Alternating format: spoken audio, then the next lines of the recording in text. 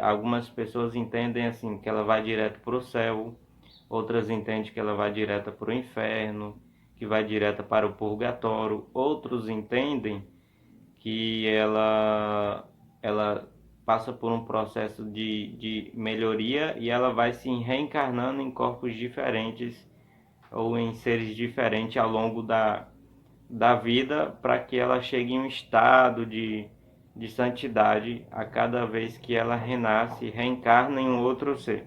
Então muita gente entende dessa maneira, muita gente não compreende esse assunto e acaba criando uma angústia por não obter resposta concreta sobre o assunto. Então eu irei tentar trazer aqui para vocês uma verdade absoluta sobre o assunto, tá bom? A palavra de Deus ela é clara nesse assunto. Então a gente vai analisar esse tema. Para onde é que vai a pessoa depois que ela morre? Então, antes da gente iniciar aqui, deixe seu like, se inscreva no meu canal.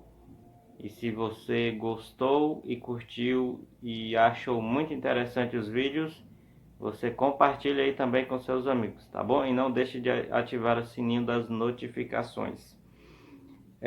Primeira coisa que a gente precisa saber é a pergunta que a gente precisa responder. Nós temos uma alma dentro de nós ou nós somos uma alma? São coisas diferentes. Temos que fazer uma diferença entre ter e entre ser. Se eu falar assim, se alguém falasse assim, eu sou uma bicicleta, eu de fato seria uma bicicleta e alguém ia montar em cima de mim e ia pedalar, porque de fato eu sou uma bicicleta. Mas se disser assim, eu tenho uma bicicleta, aí faz uma separação. Eu sou eu mesmo, Maciel, e eu tenho uma bicicleta. Então, são coisas diferentes entre ter e ser.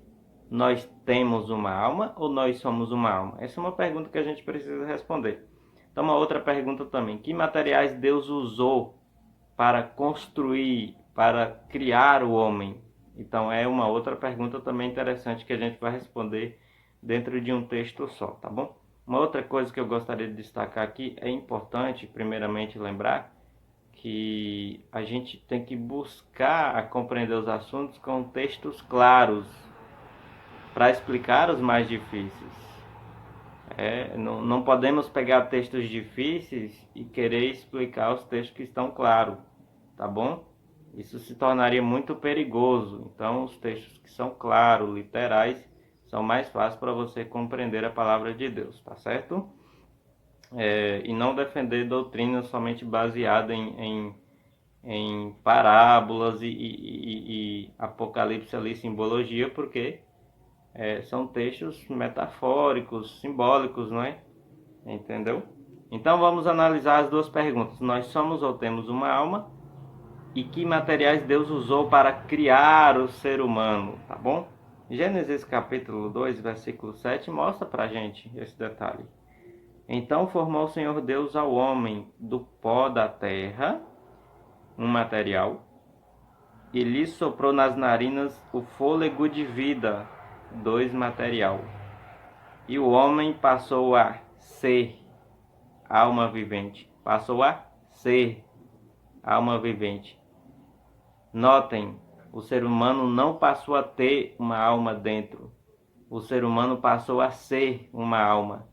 Então, se o ser humano passou a ser uma alma, isso significa que nós não temos, mas sim, nós somos uma alma. Uma pessoa viva é considerado uma alma vivente para a Bíblia. Tá certo?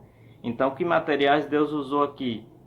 Pó, né? Que é o barro. Deus pegou, obviamente, ali o barro, formou o boneco e soprou nas narinas o fôlego de vida. E aí ele passou a ser. Ele não passou a ter. Ele passou a ser alma vivente. Então, o ser humano vivo é a pessoa viva.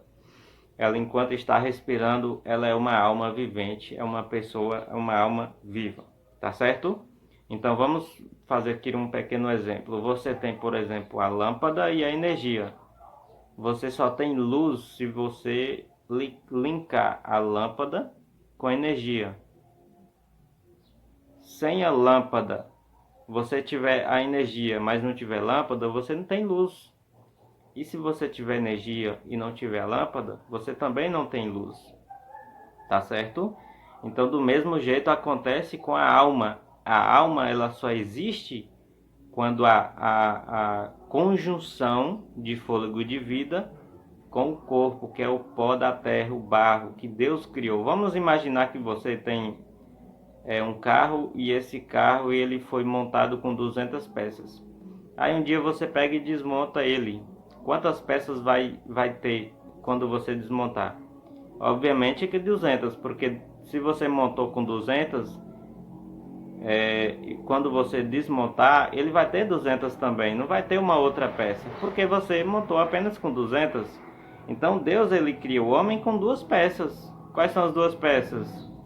O barro, que é o corpo aqui que a gente tem, e o fôlego de vida. Na desmontagem do homem, e o corpo volta ao pó, e o espírito volte a Deus que o deu, ali em Eclesiastes capítulo 12, vamos ler um outro texto. Eclesiastes capítulo 12 diz o seguinte: a desmontagem do homem, tá certo? 12, verso 7 de Eclesiastes diz o seguinte: e o pó volte à terra como era, ó, e o espírito volte a Deus que o deu. Deus deu o quê? O fôlego de vida, soprou nas narinas o fôlego de vida. São dois materiais. Então aqui está fazendo a separação desses dois materiais. Se o corpo volta para a terra, aqui o espírito que volta para Deus, ele não faz diferenciação entre salvo e nem perdido.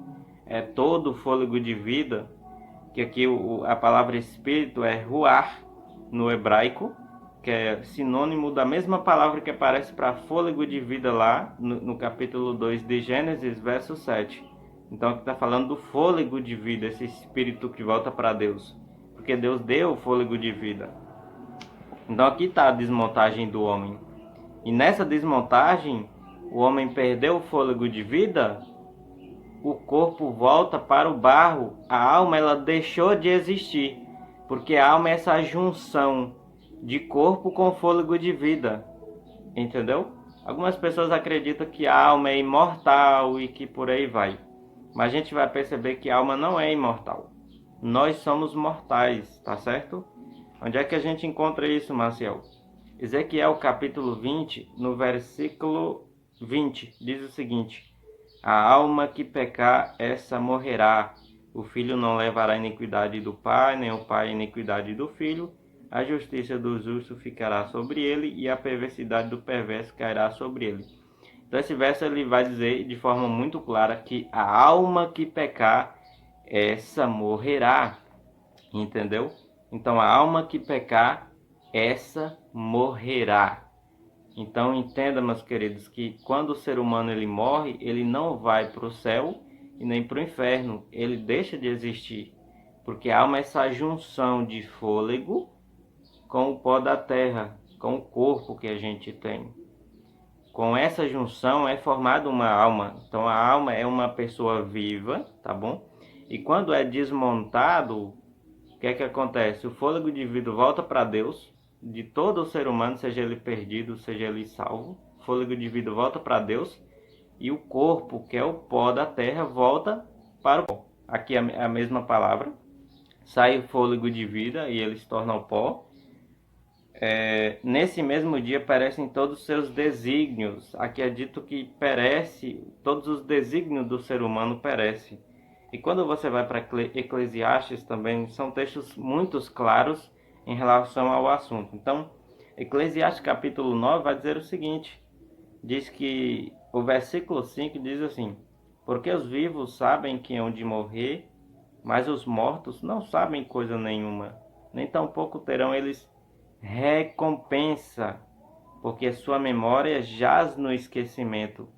Quer dizer, o morto ele não recebe recompensa.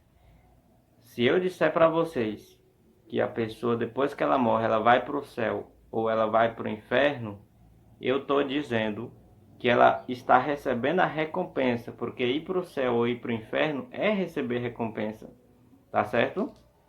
Só que a Bíblia diz assim que os mortos não sabem de coisa nenhuma, nem tampouco terão eles recompensa. Então o morto ele não recebe recompensa ainda, a memória dele é entregue ao esquecimento. Aí o verso 6, por exemplo, continua dizendo assim que amor, ódio e inveja para eles já pereceram para sempre. Não tem ele parte de coisa alguma que se faz debaixo do sol. Eles não têm parte do que se faz debaixo do sol. Versículo 10 diz assim: tudo quanto te vier a mão para fazer, fazei-o conforme as tuas forças, porque no além, quer dizer, quando você morrer, a vida é depois da morte, no além, cadê? No além, para onde tu vais, não há obra, nem projeto, nem conhecimento. Não tem conhecimento não, nem sabedoria alguma, tá bom? Então são textos assim que é claro. Então Jesus ali, por exemplo, no Novo Testamento, ele vai dizer, quando Lázaro morreu, ele vai dizer para os amigos dele ali, os discípulos, as pessoas que estavam ali, ele vai dizer o seguinte, que Lázaro dorme, eu vou para despertá-lo. Então Jesus ele compara a morte como um sono. A gente vai perceber isso em vários textos da Bíblia. 1 Coríntios 15, capítulo 15, ali, versos 51 em diante, Paulo, muito dos que dormem no pó da terra. Nem todos dormiremos, mas transformados seremos todos. Eu quero dizer, nem todos morreremos. Você tem Daniel, capítulo 2, ali no verso 2.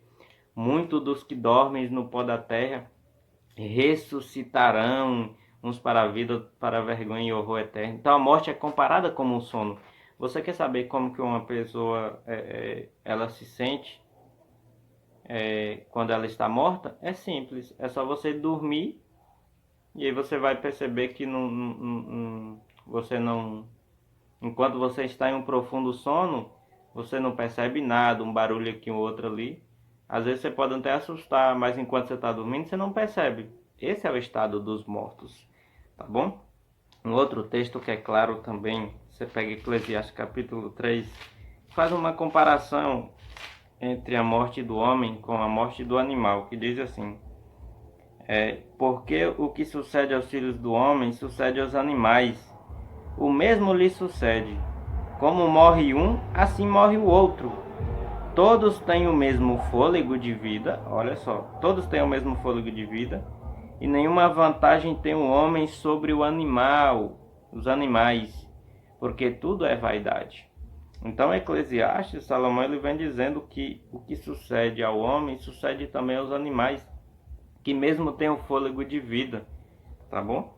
Então aqui ele diz que o homem não tem vantagem sobre o animal. Assim como morre o animal, é o mesmo fôlego de vida, assim morre também o homem, e perecem, tá bom?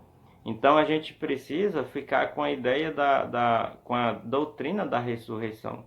Então vamos imaginar que todo ser humano que morresse e fosse salvo ou perdido, quer dizer, ele já estaria no céu. O que Jesus, ele por exemplo, ele iria fazer aqui? Dizendo que viria ressuscitar. Então a gente tem que ficar com a esperança da ressurreição, tá bom? Paulo vai dizer que a coroa da justiça dele está guardada para aquele dia, o dia da vinda de Jesus, a quanto o Senhor dará, tá bom? A todos quanto amam assim a sua vinda. Paulo entendia que a recompensa dele ia ser recebida quando Jesus voltasse, tá bom? Meus queridos, mas que Deus abençoe você. Qualquer dúvida pode deixar aí no comentário. Alguma dúvida que você tiver, um questionamento, um pensamento, tá bom? Mas que Deus abençoe você e possa compreender esse assunto. Até o próximo vídeo, valeu!